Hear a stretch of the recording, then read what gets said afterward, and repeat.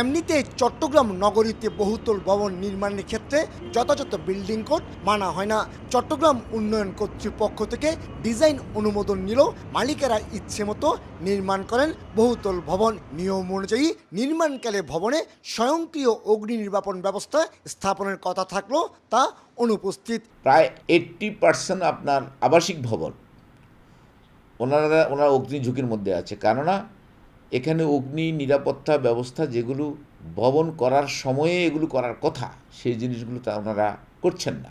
পর্যাপ্ত নিরাপত্তা ব্যবস্থার সংকট, এর মাঝে অনেক বহুতল ভবনে গড়ে উঠেছে একের পর এক রেস্টুরেন্ট, যেখানে রান্নার কাজে ব্যবহার হচ্ছে শত শত গ্যাস সিলিন্ডার। বড় বিপর্যয় ঠেকাতে এখনই তদারকির তাগিদ সংশ্লিষ্টদের। অগ্নি নির্বাপনের যে আলাদা স্টেয়ার, যেটা আলাদা তো স্টেয়ার থাকা দরকার, সেটা নেই। সেই নিরাপত্তা ডোর যেটা আচ্ছা, অগ্নি নির্বাপনের যেটা 2 ঘন্টা অ্যালার্মিং যেটা করতে পারে, সেই ডোরও কিন্তু কেউ ইউজ করছে না। ভবন নির্মাণকালে সব বিষয় তদারকিতে সিডিএর পাশাপাশি ফায়ার সার্ভিসের দায়িত্ব থাকলেও রয়েছে সমন্বয়হীনতা, আর তাই সরকারি সংস্থাগুলো দায় চাপাচ্ছেন একে অন্যের উপর।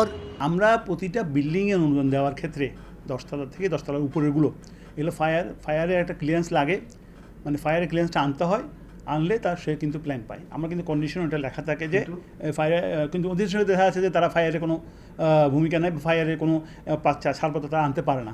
60 বর্গ মাইল আয়তনের চট্টগ্রাম মহানগরে বর্তমানে সিডিএর অনুমোদিত 4,01,721টি বহুতল ভবন রয়েছে।